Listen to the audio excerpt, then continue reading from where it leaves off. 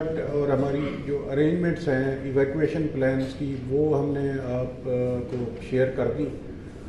جو life stock ہے ہمارا ٹوٹل اس بیڈ کے ساتھ ساتھ پرٹیکولرلی ان کی 99% جو ہے وہ ویکسینیشن پری فلڈ جو ہے وہ ہو چکی ہے.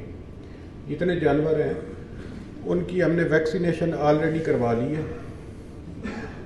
جو آپ نے بات کی موذی بیماریوں کی یا وبا کی، اس کے لیے ہمارے پاس سفیشینٹ سٹاک جو ہے میڈیسنز کا وہ موجود ہے. جتنے ہمارے اب کیمپس لگیں گے ان میں 3 قسم کے لوگ جو ہیں یا ڈپارٹمنٹس ہیں وہ بڑا پرویکٹیولی پارٹیسپیٹ کرتے ہیں. ایک تو ایویکویشن میں 11 22 پلس ہمارا ریونیو سٹاف اور لمبرداران. دوسرا ہے کہ جب ہمارے پاس کیمپس میں لوگ تشریف لے آتے ہیں اور پانی وہاں پہ کھڑا رہتا ہے اور ان چکوک میں لوگ بعد میں سیٹل ہو جاتے ہیں لیکن پانی سبسائڈ نہیں کرتا، تو ہماری ہیلتھ کی جو ڈیوٹی روسٹر ہے وہ جاری ہو چکا ہے. ہر کیمپ میں بھی ہمارے ایم اوز کی 24 گھنٹے ڈیوٹی لگے گی شفٹوں میں. اس کے ساتھ ہی جو لوگ ہمارے پاس ٹھہریں گے ود لائف سٹاک، ان کے لیے چارے کا جو انتظام ہے اور ان کے جانوروں کی ویکسینیشن. ظاہر ہے ایک دفعہ ویکسینیشن ہوگی، اگر ڈیورنگ دا اسٹے بھی کوئی جانور بیمار ہوتا ہے تو لائف سٹاک ڈپارٹمنٹ کی بھی اسی طرح ڈیوٹیز جو ہیں ان کا ڈیوٹی روسٹر جاری کر دیا گیا ہے. یہ بھی کیمپس میں 24 گھنٹے اویلیبل ہوں گے. اور ویکسینیشن بھی ہمارا ٹھیکہ ہوا ہے نا، اس میں جو ہمارا پروکیورمنٹ کا ٹھیکہ ہوا ہے اس میں لوگوں کے کھانے کا، ان کے جانوروں کا، ان کی باقی جو ارینجمنٹس ہیں جس میں پنکھے یا اگر چارپائیاں ان کو چاہیے وہ سارا ہم نے ٹھیکہ دے دیا ہوگا. سر یہ بھی کلیئر کرتے ہیں کیونکہ بہت سارے دوست ہمارے اس ٹھیکے میں بھی گئے تھے بعد میں یار وہ اب اللہ خبر چلاتے رہے. لیکن دیکھیں ایک جو رولز ریگولیشنز ہیں نا، اللہ نہ کرے کہ ہمیں اس کی ضرورت پڑے. میں سرکاری پیسے کو یوز کرنے میں تو بہت ہی زیادہ کنجوس ہوں، مطلب کہنا نہیں چاہیے، لیکن میں اپنے دفتر سے جب اٹھتا ہوں تو میں اپنا اے سی خود بند کر کے جاتا ہوں. مجھے اس میں کوئی وہ بڑائی نہیں ہے، لیکن جتنا کام کنٹریبیوٹ کر سکیں ہمیں کرنا چاہیے. اور ٹھیکہ جو گورنمنٹ نے رولز دیے ہوئے ہیں ان کے تحت آپ پیپرا کی ویب سائٹ پہ اپلوڈ کرتے ہیں، اخبار اشتہار کرتے ہیں، بیڈنگ ڈاکیومنٹس مختلف ٹھیکیدار جمع کرواتے ہیں. کمیٹی بنی ہوئی ہے، وہ ان کی ایگزامن کرتے ہیں کہ بڈ سب سے لویسٹ کس کی آئی ہیں. وہ پروسیجر الحمدللہ 100% جو ہے وہ ٹرانسپیرنٹ ہے. اس میں کویسچن ظاہر ہے ہم کسی کو روک تو نہیں سکتے کہ وہ کویسچن نہ کریں، لیکن جب بھی کوئی ڈپارٹمنٹ یا ایجنسی ہم سے اس کا ڈیٹا مانگتی ہے تو وہ ہم ہمیشہ دیتے رہتے ہیں. اب یہ تو ہمارا روز کا کام ہے اور یہ تو ہمارا اوڑھنا بچھونا بن گیا نا انکوائریز. ٹھیک ہے، لوگوں کا رائٹ ہے. ہمارے یہاں ذرا کمپلینٹ زیادہ ہوتی ہیں تو ہمیں اس کے لیے تھوڑی سی درد سر ہوتا ہے، لیکن اگر آپ کا کام ٹھیک ہو تو ڈپارٹمنٹس بھی اتنے پاگل نہیں ہیں کہ وہ بلا وجہ آپ کو تنگ کریں. یہ سارے وہی لوگ ہیں جن کو اب ہم لوگوں نے دیکھا نا، ان کی زمینیں تو ہیں ایز پر پراپرٹی رائٹس، ان کی زمینیں تو دریا برد ہوتی ہیں. ابھی دریا برد ہوں گی پھر نکل آئیں گی 2 سال بعد.